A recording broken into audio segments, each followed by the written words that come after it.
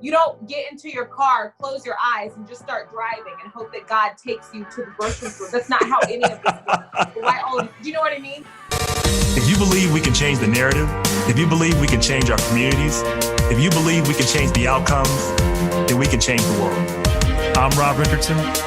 Welcome to Disruption Now. Welcome to Disruption Now. I'm your host and moderator, Rob Richardson. With me today is Brooke Thomas. Brooke, how you doing?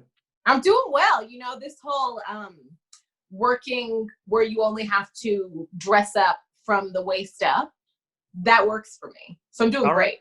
Sweatpants on the bottom, you know, fancy it up on the top. This works for me. You look good. It all works. It all works. Look, I'm here in my home studio doing the whole quarantine thing, doing the whole stay at home, doing my part because, you know, I believe in experts and I believe in data, but everybody doesn't. Which is part of Everybody doesn't. We are a selfish people, let me tell you. We are, Cut right? off your nose to spite your face. That is, that's the phrase of our nation these days. It is. So you can find her at Brooke on Air. You can find her on YouTube, Instagram. Is that your Twitter handle as well? Yes, it is. Brooke with an E, Brooke on Air. You know, but I want to talk to you about this coronavirus. And would you have thought, like, I don't know, even 3 weeks ago, we would have been at this point? And what's been the most surprising thing that you've seen in terms of how Americans have kind of reacted to this coronavirus? I think the most surprising thing is how long it took our government to do anything. And not even necessarily, I'm not surprised by the fact that a lot of the people at the top, including our president, don't have the skills. I'm not surprised about that. I'm surprised at just how long it took to take this thing seriously because it doesn't benefit anybody in the government to have people dying all around. It doesn't benefit anybody. The state of our economy right now doesn't benefit anybody. And the sooner we could have gotten a hold of this all across the board, the better. So that's been the most surprising thing, how long it took, like the fact that Mardi Gras wasn't canceled. The fact that it took New York State so long compared to other states to cancel schools. Right. I think, and no shot to Governor Cuomo because he's done most everything better since then. But the fact that, you know, the mayor of New York City was saying, this is not going to change your lives. If anybody had just watched any of the reports coming out of China, and even we know that we don't get everything, especially when it comes to something negative. We know that we don't get everything of what's going on in China because of how the country operates. We don't get to hear everything. We don't get to see and hear everything. So knowing that, right, and looking at what we did know, the people at the top should have been horrified. Everybody should have been. And it's so easy to say, like in New Orleans, and I hate what's happening in New Orleans. My sister lives in New Orleans, but you know, you hear the leaders of the city say that we didn't get the word from the federal government. So we trusted that. Yeah. Why? It's a good question. I mean, have you seen who's running the White House? I mean, right. I think that everyone should have been terrified. But it's hard, right? It's just, that's a big surprise for me. Just how long it took people in charge to take this thing seriously. There have just been a lot of missteps, and it is easy to say, you know, how someone who's an elected official could do better, but it's also easy to not run for office when you know you don't have the skills. Well, it's a lot of people that are running office that don't have the skills. So right. It's a different skill set to run for office than to run the office. Right. Yeah. Yeah. And most of those two skill sets, unfortunately, don't usually align together, you know, and now we have a most unusual leader. But, you know, speaking to your point, I do think it matters what you say at the top. And so though we know who we have for president, it's a president that is unorthodox would be a nice word to say it, just unqualified and corrupt would be the way I'd say it. But say what you want to. You have this person that is running right now, who's running the White House, and he thought it was a hoax and everything else. And then there was this belief set in. And I think part of what we're talking about here today, and part of why I believe it was such a long response, is because there's been a long narrative. You know, if your narrative, and this has been the narrative of some of those on the right, that everybody that is an expert has a conspiracy against you, that the media is against you, that all these institutions that have any type of specialization is against you, and they're against me, so then they're against you. When it actually comes to a time when you have a crisis in the pandemic, when you actually need to listen to the experts, it becomes much harder. And so I think that's part of what happened. And whether or not folks were critics or allies of the current president, I think people still want to believe that something at this level, we would have had competency there. And I think I should say, there's competent people within the CDC. There are competent people that were ringing the alarm. They just didn't have the amplifier. The president has that. That's why we have presidents. And, the word didn't come down clearly enough. So now I think people have been programmed and conditioned. And we've now, there's an article that I'm going to cite too within the podcast, but this has now become social distancing. I think it's becoming less of a cultural war, I hope. But initially when this happened, and still some today, there are people that believe that this is still a hoax, that this is something that has been designed as a new world order to bring down Donald Trump and make him look bad. Like the NBA and the NCAA would stop making billions of dollars just to make Donald Trump look bad. I think they care about money, but that's neither here nor there. But there's this belief that people have actually built up, and I think that's because it's been intentional, that this is something that is being done, it's being overhyped by the media. And Brooke, you see it playing out in really several ways. One, I've seen it play out from, this is just like the flu. Why is everybody worried about a few thousand deaths when the flu killed 34,000 people? Like, how do we respond to people when you hear those type of arguments? At least I see it and I hear it. What's your response when you hear that? And how do you think we're going to be able to navigate this whole absolute silence? Because I have gotten to this. What's my response? Absolute silence. I have gotten to this place in my life where I don't argue with absolute idiots. And like, I just can't, we can't have all of this scientific, information coming down and have someone look me in my face and say grass grows purple, and I am going to have an actual conversation with that person. Can't do it anymore, okay? But here, on this platform, it's different, and it is upsetting because a lot of people who, jokes aside, there are a lot of people who, their intent is not to be awful, and they're putting themselves in harm's way and other people around them because they're believing what someone who they believe to be smarter than them is saying. And and this is frustrating. You talk about like the politics in this, right? How this is not about politics. And there are so many things. A virus is not about politics. And one of the most it's not going to wait to see like, oh, are you Republican before I infect you? No, it doesn't. Right. No, it doesn't work like that. So something that is so easily spread, right? Like more dangerous than we've seen anything, in our recent lifetimes. Ebola is scary. And people weren't getting it like this in the US. And people being like, oh, it's like the flu. You just want to get at Trump. It's so frustrating that it's just taking people having to harm themselves in order to take scientists seriously.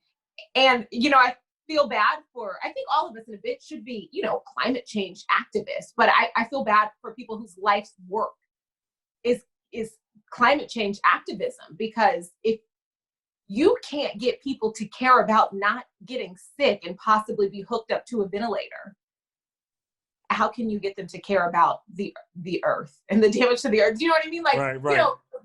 How can you get them to care about something that they can't directly feel, even though we do feel it, but they don't directly feel the impact when you have something that is killing people all around you and people are still doubting if that's actually happening? Franklin Graham opened Liberty University back up. Yeah, I mean, my God. In support of Trump and some weird like solidarity, and boom, 12 kids, a dozen kids sick immediately. It's ridiculous. It's absurd. And it's irresponsible. You think about it. Is irresponsible. And you know what? Like, your leaders in whatever capacity, whether it be church, whether it be school, you should care if they care about you. And if they're putting you at risk and your family at risk, maybe they're not being led by the Christianity that you believe in. Hey, because it doesn't sound like the one that I studied. It doesn't sound like the faith that I follow. Hey, and you've seen that play out. I mean, the people are really like, we have a church here in Ohio, and I was Solid Rock. Their church there, they have a big picture of what they think is Jesus, I guess, and it's been struck down by lightning once, and it might be struck down again because it's a big mega church, and they're having another service again despite knowing the risk, despite the governor even of Ohio, and I should say the governor of Ohio is a Republican and a Trump supporter who essentially did the opposite of what Trump has done. So I will give him credit for that.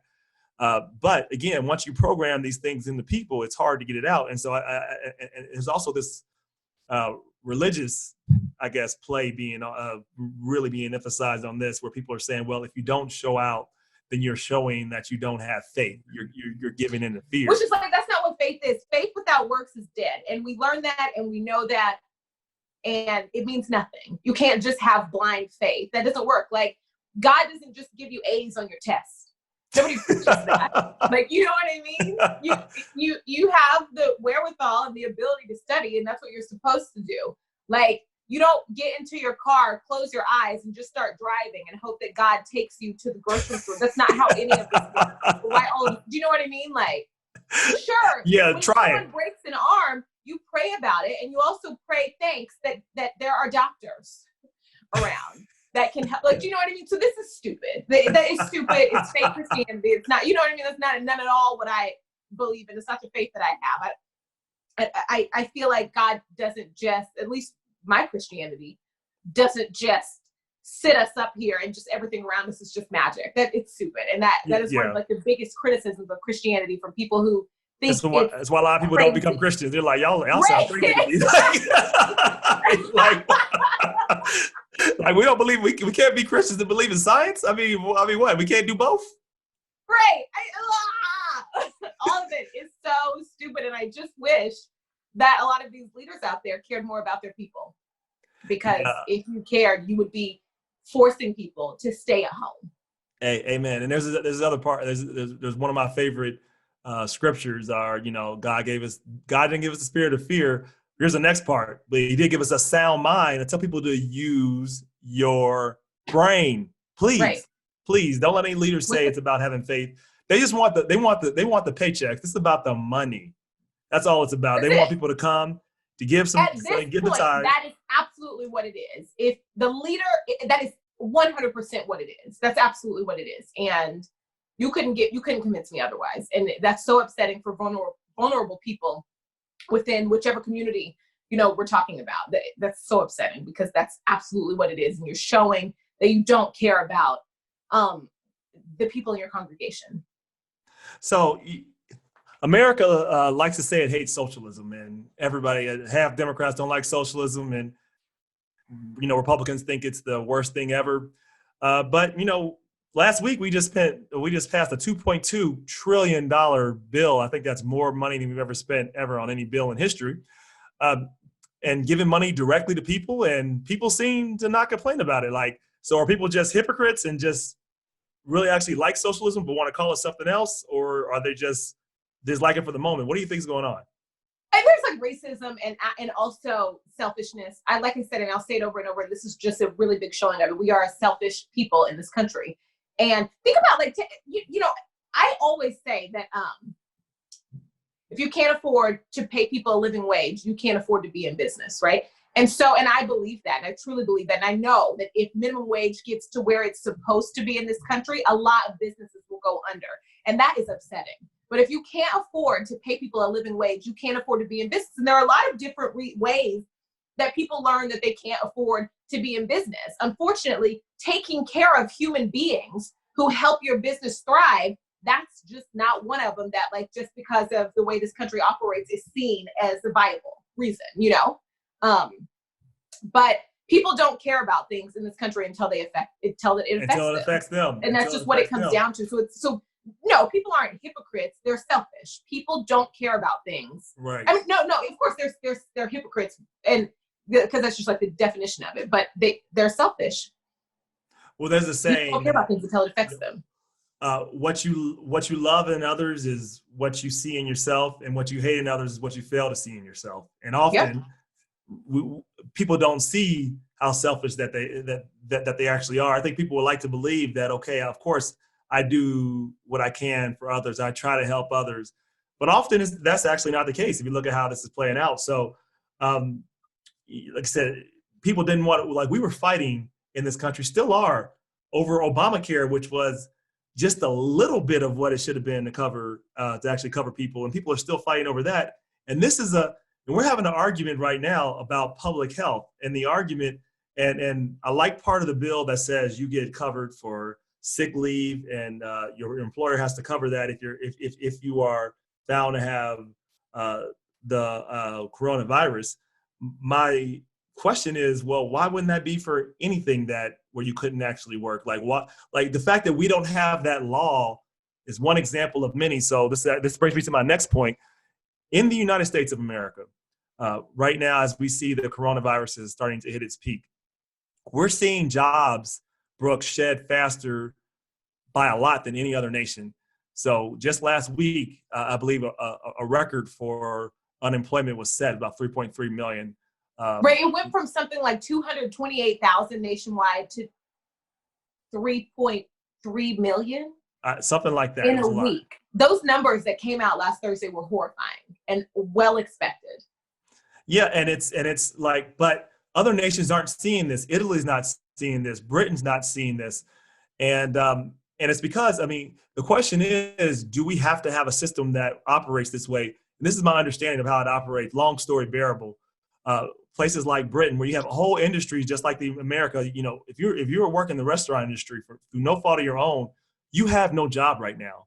So essentially, unless you get takeout, but essentially about 90% of the whole restaurant industry is gone. It's already a hard industry to make money in, but it is gone.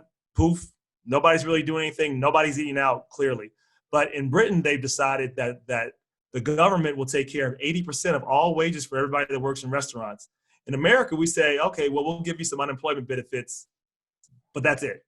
You have to get fired first, right? Yeah, exactly. You have to get fired first. So you have to also go through the stress of getting fired. Then you have to wait what could be, 3-4 weeks with looking at how overwhelmed the unemployment systems are nationwide now, in every state. You have to wait possibly weeks, longer than you normally would, for things to be processed because the systems are so overwhelmed. You have to go through that stress. You have to be fired. And then nobody wants to be on unemployment.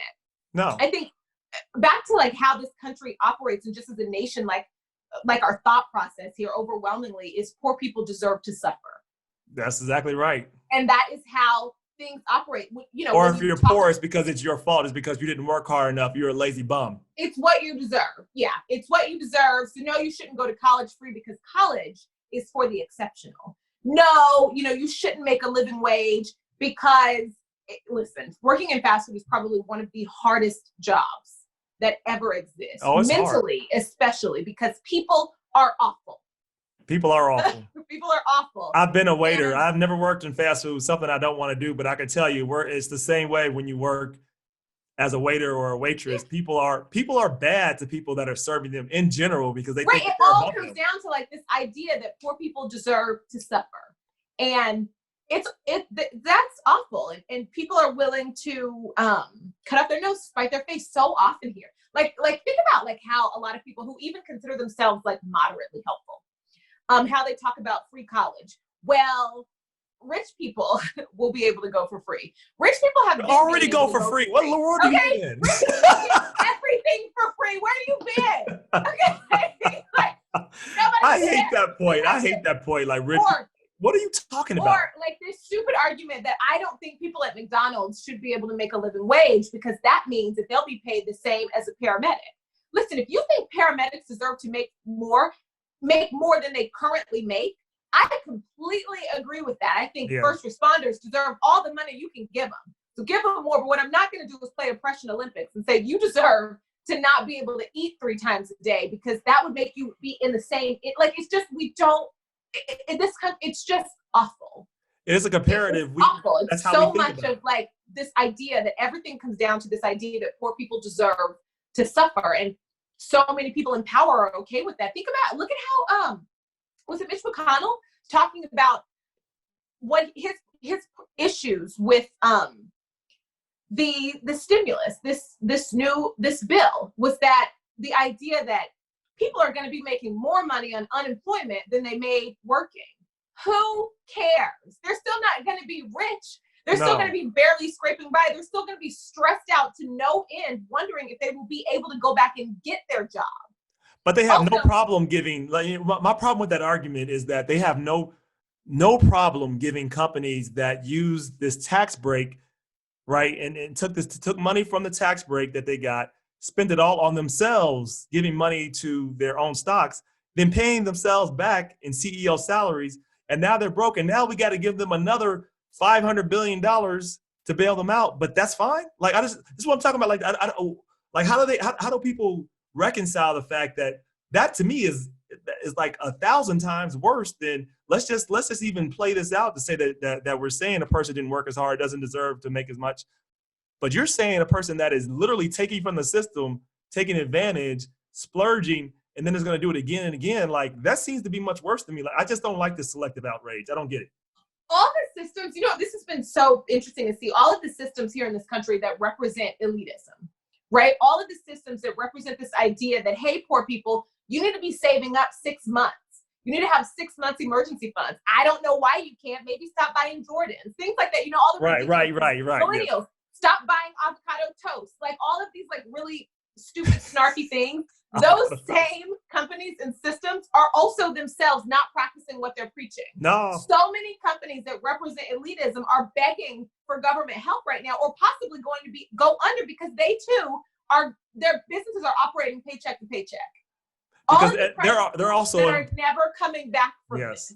Because they're also operating paycheck to paycheck. Yep. Like look at the airline industry for the umpteenth time, begging for money. Even the cruise lines, who also like avoid taxes because all of them are based in other countries, are asking for taxpayer money to help them out, but don't want to pay taxes to the government that has to bail them out. I mean, the people don't find the absurdity. It is absurd, and I believe a lot of the problem is not telling the narrative right. I think Democrats share just as much responsibility as Republicans for a lot of reasons. I think they don't own the narrative about actually representing workers. Half of them don't believe it, and the other half are too weak to actually advocate the argument. So that leads to where we're at. So I do think there are some structural issues, and the reason why countries like Britain and others don't have to just share their whole workforce when they go through a crisis. A crisis really exposes the best and the worst of leadership, the best and the worst of systems. And I saw this online. They said, look, either millions of people will survive or our current system will survive, but both cannot.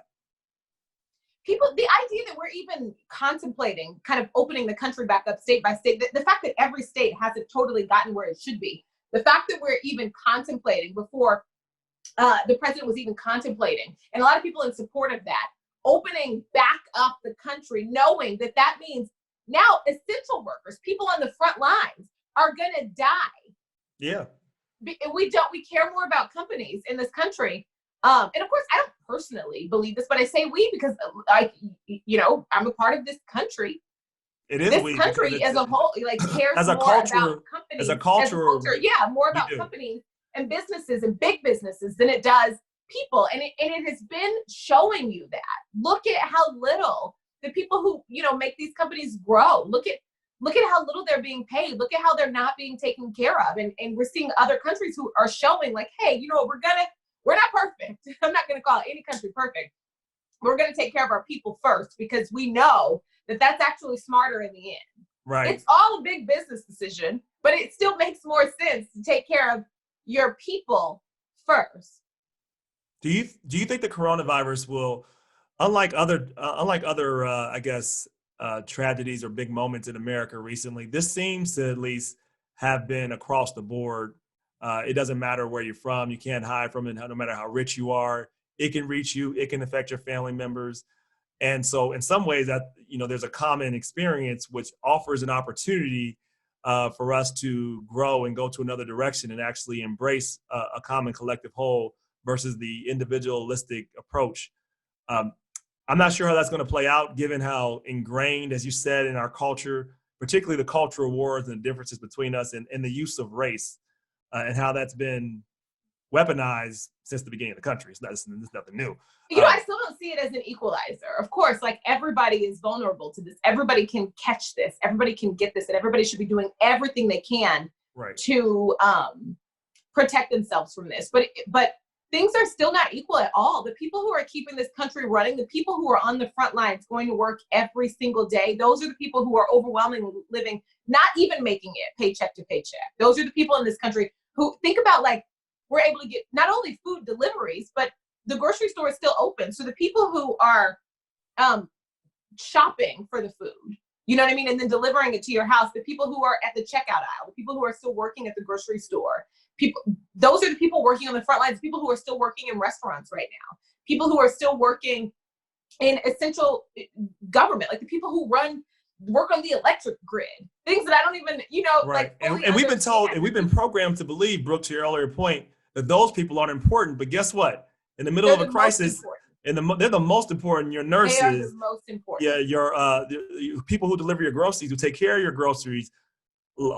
Nobody is looking for the entrepreneur to say, "Oh my gosh," or the big CEO to say, "What can you do to help me right now?" People need because they can't look at him because he at home. Exactly right. And so I'm hoping, Brooke, and maybe I'm a pragmatist. I'm a pragmatist, and I'm an optimist depending on the day. But I try to lean a little bit more towards being an optimist because otherwise I just drive myself crazy. True.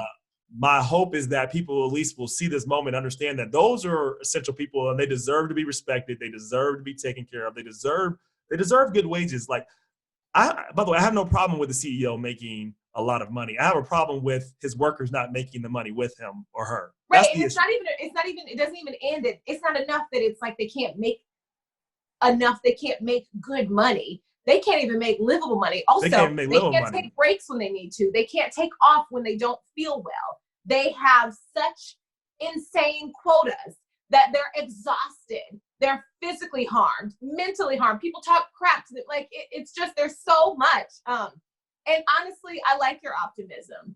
It's not going well because right now we have Amazon workers, Instacart workers, Whole Foods, I guess, would technically be like an Amazon workers, all on strike to get the bare minimum. Look at what they are. I'm glad they're on strike, but listen, part of the reason, though, let me speak to that as a union person. No, a lot of the reason, I won't say all of the reason, but a big majority of it is that people have decided that this is what it's supposed to be. Yep. This is how it should be in America. And this is the best system for America. Like, we have been programmed to believe that standing up for workers, unions, is somehow against capitalism. No, it's not. It makes capitalism actually work when you have an inclusive economy. But we've been programmed to believe the opposite. So workers go along, and they go along with whatever they're told. And because they have to. Voters vote for people that vote for these crazy policies. Right. That's true. I mean, it is. This is so frustrating because we should be smacked into, like, just realizing who deserves all the praise, who deserves the money, who's taking care of us. And we can't even get to the point where we all agree that this is not the flu. Okay. We can't even get to that point, let alone get to the point to where, like, these companies that are just making, I said this the other day, Jeff Bezos makes $2,000 every second. What was that? Before I even finished the sentence, that was $6,000. You know what I mean? And you have people going on strike, risking their next meal so that they can get hand sanitizer and a couple extra dollars an hour. And he is the richest man, one of the richest men ever in history. And so he's trying to get workers, to your point, to trade their vacation time instead of actually just giving them more money, which is insane. Give them more money. It's gonna be fine. Even if you lose $100 million, you'll be okay. You'll get it. Listen, you know what I mean? Like, here's what people don't understand. Fine. You'll get it back. So Costco, a place that I shop, does take care of their workers, and they're making gangbusters money. Like, this is a false choice. And to a certain extent, because BuzzFeed had that big article about Costco too. They're all raggedy.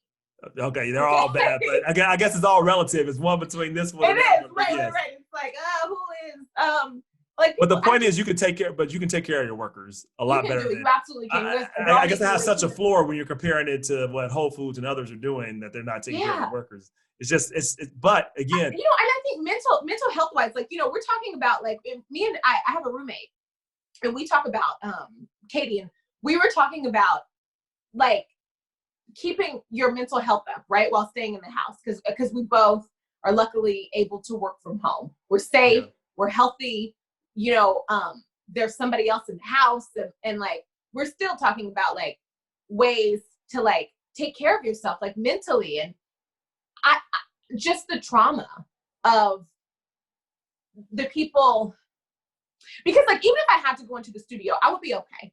I would be okay. Like any company that I've been working for, like currently, I know that they would take care of us, if there would be precautions. And sure, you're taking a risk because the virus is risky, and the best way is to stay at home when you can. But I would still be okay. I wouldn't be dealing with the type of trauma,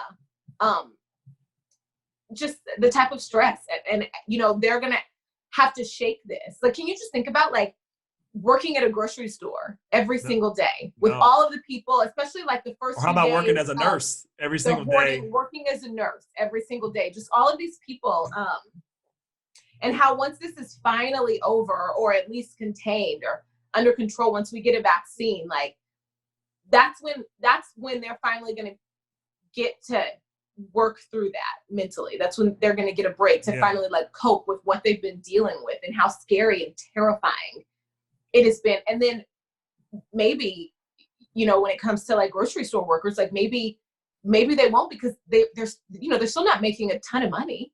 No, like, you know what I mean? And this is not bashing like grocery store owners, because I know that there are a lot of like, you know, locally owned like grocery stores who are still doing everything they can. What it is just like, I want to point out that the people who are helping our lives be as normal and as happy and as safe and healthy as possible right now, those people, like, I just worry about the stress that they're under and how scary this is. No, and so there's a way to do this, as you said, like, we can have capitalism, but like, you know, especially if we're going to inject money, this is how I feel about it. If you believe in actually the totally free market, most of the people don't. They're lying, because they're showing right now that this is, hey, look, if you believe in the free market, do as you will, let the market go. Why is the government spending $2.2 trillion, most of that on big business? Like, why? Because they don't actually believe it, because it actually doesn't freaking work. You do need, it doesn't work. It doesn't work. You need the government intervention. You need regulation. You need those things to have a functioning economy that's actually inclusive. Because if the market was just, hey, we can just say the market, let the market go, let everybody crash. That's exactly what they're saying works, right? I mean, am I missing something here? Like, so like, we know, this doesn't work. And so, but what often doesn't happen is you don't have enough people with enough political courage to actually say that, and then have policies that will work for people. So look, when there are corporations that get through this, okay, if we do, because we couldn't let a bunch of corporations fail at once too. That would be bad too. All I'm saying is, A, there should be some strings, and B, when there's some massive profits, which there will be again, they need to be taxed, or they need to make sure that they're actually doing things that are fair to their workers. I don't understand why that's controversial for Democrats or people to actually say. Like, why are we going to give you $2.2 trillion and then let you lay off workers and not pay health care? Like, what?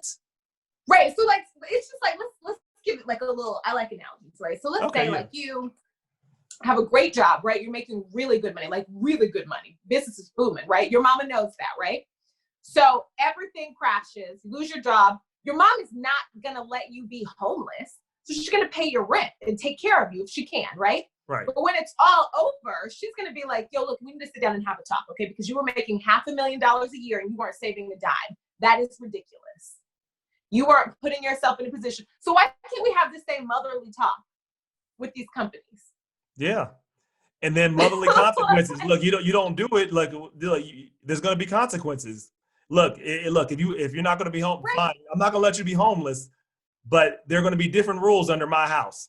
Right, there are going to be different rules. Exactly, because bailouts shouldn't come without strings. But so far it has, and that's over and over and over again. Over and over and over again. Over and over again. Until I think, Brooke, this is my theory that I hope is wrong, but I think the system crashes because I don't see how you can just keep doing this. Like you can make up money, but you can't make up value. So at some point, you keep doing these things, and so we get to a point where we really get stretched again. We've already put low interest rates out there. We've already injected all this money into the system, but we haven't made the fundamental reforms. And so if your concrete is not poured right in your building falls. Well, but it's working because the people at the bottom are the ones who pick up the slack. Oh, well, yeah. So they just keep doing it again. I guess they have to. I guess my saying is there has to be enough people that are still be willing to uh, invest in the economy, because we're 70%. We're about 70% of consumer economy. So if people actually do what people are telling them to do all the time, like save up all their money, don't invest in the economy crashes. Because this is how the economy works. People invest. If people are investing money into the system, more people are making money. But if people actually stop having faith in the system, this is what a lot of the capitalists have done. I'm a capitalist too, but the current system of this capitalism, which is not working for people, is not working. They have to understand that if people stop trusting in the future, everything stops. And I believe that the problem is that, like, things are going to continue the same as long as we don't care about the people that it's already not working for. Right. It's not working for so many people, but we don't care. We get those people to stop. I guess what I'm saying is here, I agree with you there. My hope is that those people will start recognizing what's going on and direct their anger. It's not towards immigrants, it's not towards Black people, it's not towards gay. That's not the problem. The problem are these economic policies.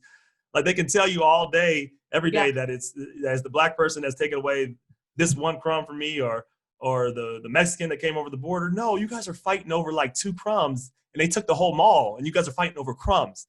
So figure out what's going on with the mall, and you'll figure out all your other problems. But these cultural wars, and I think, are they going to use Corona to find another example of that? I don't know. Do you think? You know, like that right there, that's the fix. Like that's my optimism, is that we will start getting these people out of there. Amen. Get these people out of there. And local elections are very, very important. Think about, like, when we're talking about rent right now, right? Look at your city council. Look at your alderman. Look, however your city operates. Yep. Look at those people and listen to what they are saying, because there are split votes right now, and people are disagreeing and people are agreeing. Think about, like, how you like the outcome of that, right? And who said what? Pay attention to that. Get these people out of there at all levels of this. Yeah, I agree. Yeah, and it's not. This is where it doesn't go Democrat or Republican. Listen, because there's a lot of bad Democrats too. Period. And you got to we don't. Like, I'm saying in general, I'm talking about Black folks. I think we generally don't vote as much in the primary. I tell people that's the most important one. That's when you get a lot of your options. So you're right. Like, looking at the local level. Every election is about the presidential election. 95% of the decisions that affect you have nothing to do with the president. Right. It's more important who your prosecutor is. I can tell you, because they have the power to put you in jail or put you not put you in jail. Who your judge is and who your mayor is, because they will most likely directly influence how much money goes in your pocket, not who the president is. So I think we get lost in the sauce about what's really important. You're so right. And politics is a long game. It's not a short game. It's one we have. It is. Let's look at your district attorneys. Look at your city mayors. Look at your governors. I'm horrified by what's happening currently at Rikers and what's about to happen. Yeah. And once I do think we're going to get to a point that's going to be so bad that they are going to have to finally let a bunch of people out of jail. People who are not convicted, who are awaiting trial. People who are there for ridiculous probation violations. People who have a year or less for nonviolent crimes. And the point that you should take from that is these people didn't belong there in the first place. Amen. Look at your district attorneys in different cities who are still prosecuting the dumbest things. For no reason other than to lock poor Black and brown people in jail, because it's a system of corruption and a construct used to oppress people. People out of there. Because it also, this is what I hope is the takeaway from the coronavirus, because at the end of the day, it doesn't discriminate. As Dr. Martin Luther King said, what affects one directly affects all indirectly. I believe that quote is even more applicable now. And I would say what affects one directly affects all directly. This one virus started off in the remote part of Wuhan, China, and has now affected the world in a matter of months. Just think about that for a minute. So when we talk about those people don't matter because they're in Rikers Island and they made their mistakes or whatever, it allows us to have the cognitive dissonance to say, like, okay, well, we would never be there. Here's the truth. If we don't take care of that injustice, it permeates everywhere. Yeah. And eventually, this is what this virus is, to me, personifies. If we don't take care of the people that are right there, that are incarcerated, that shouldn't be, if we don't understand the humanity in them, then the virus comes to everybody and it affects all of us directly. So yeah, stop the spread. That reminds me, I'm going to put a link in there that everybody can sign to stop the spread, because the virus, we've talked about how it affects a lot of people, but we're still ignoring the most vulnerable populations. And by doing that, we're still exposing ourselves the most. I think you make such a great point on that. Yep. So, final point on this as we kind of conclude. Where do you think this goes? How do you think this affects elections? This affects the election. Will this change mindsets, or is everything just pretty much baked in? What do you think, Brooke? I mean, the election is not on pause, but hasn't it felt like it a little bit? It has. Like it has. And the big election that everyone is worried about. But I do hope that this creates more people caring and more people paying attention. And I understand I'm never going to get down on people in marginalized communities, because not only do you have to oftentimes go and vote for somebody who has not shown any care whatsoever for you directly. Yeah. And people around you, people in your neighborhood, not even made a phone call. You got to push through that to focus on the best policies, but also you have to push through voter suppression tactics, running rampant around you. And I get that, but I hope that this changes, especially younger people. I hope that this changes their focus, and I hope that there is a new push to look at the people in Congress. Yeah, all across the board there. Look at the people running your city. Who's your mayor? Who's your district attorney? Who's your state attorney? However, whatever it's called in your state. You know what I mean? Who, I want that to matter more to people. Yeah.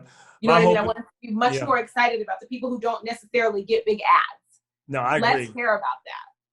And what I hope is that people understand that the so-called cultural wars, what they call identity politics, all of those things, all those taglines, all people are trying to do is get you distracted from what's really going on.